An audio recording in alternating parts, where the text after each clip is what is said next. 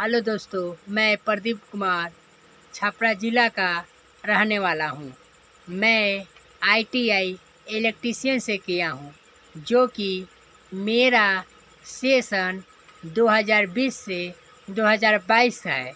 जो मैंने यूट्यूब पर से इजी वे कोचिंग के बारे में पढ़ा और इजी वे कोचिंग ज्वाइन किया और यहाँ पर पता किया कि मैथ ज्वाइन किया और देखा कि इजी वे कोचिंग पे मैथ बहुत बेहतरीन ढंग से पढ़ाई जाती है। आप सभी से निवेदन है कि इजी वे कोचिंग ज्वाइन करें और अपना लाइफ सक्सेस करें। जय हिंद।